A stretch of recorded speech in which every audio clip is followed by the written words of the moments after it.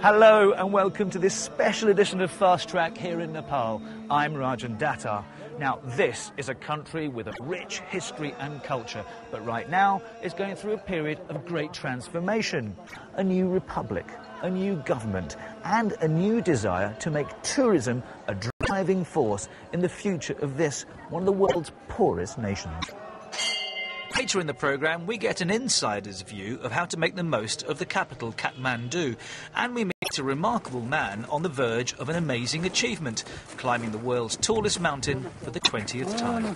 I feel very proud because, the Everest made me famous.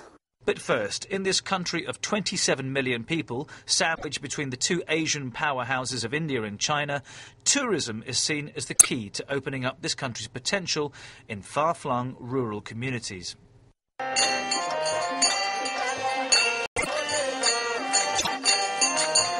It's a traditional festival going back centuries in a village 30 kilometres outside Kathmandu. But the hope is that this will also be the future of Nepalese tourism. It's the Hindu festival of Swasthani, and tens of thousands of visitors have descended on the village of Sankhu to purify themselves in the holy river there. During the festival, the people, they will just once a day. And this 26-year-old represents the new face of tourism here.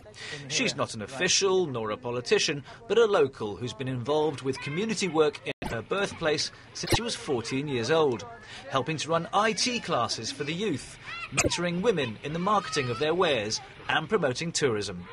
Ramita believes Sankhu can put itself on the map by providing food, accommodation and authentic Nepali crafts and customs for visitors looking for the real deal.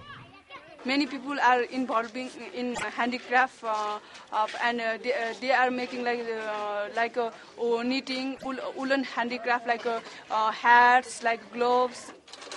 And besides that, some of the different our women's group, they are also producing the handbag. Take a stroll down the main street and you won't be short of things to buy.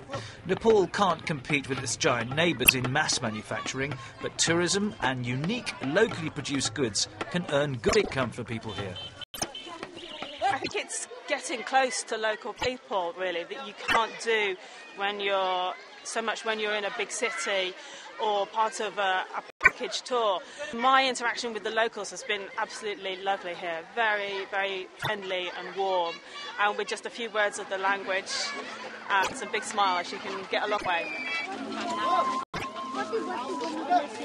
Our tourism is very much village-based, trekking, going to the mountains.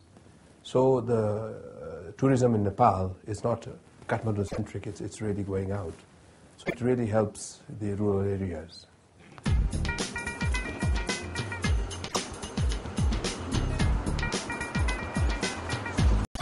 Nepal may be a very poor country, but when it comes to biodiversity, it's very rich.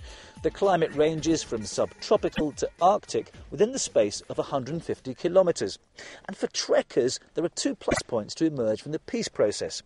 Fewer army checkpoints en route, and fewer Maoists asking for donations to the cause. Trekking traditions here go back decades, with the backpacker and hippie crowd adopting it in the 60s. And today, adventure sports like mountain biking, rafting, skydiving, as well, of course, as mountaineering, are on offer to lovers of the great outdoors. There's even dreamy talk of a Himalayan ski resort in the future. But back in the here and now, Nepal is emerging from trauma, with some century-old traditions dispensed with. If you remember the royal family here, then the last decade would not have been a good one, to put it mildly. First, in 2001, 8 members of the family, including the then King and Queen, were assassinated by the Crown Prince. Then, in 2008, after years of civil war, the monarchy was abolished altogether. There are no former royals living here anymore. Instead, it's a museum for curious tourists. Some argue that in losing the monarchy, a major pull for tourism has gone too. The greatest attraction for the tourist was the institution of monarchy and the pomp and show which it carried, like you have in England. But they are saying that there are more tourists coming from China, from India, and that they will try for 1 million visitors next year. You think that is not going to happen? I doubt it. God help them. I hope they are successful, but I very much doubt it. But others say that whereas before the tourist dollars stayed in Kathmandu and in the hands of foreign tour operators, now it's percolating to the countryside. And that's because of the Maoist agenda of wealth redistribution.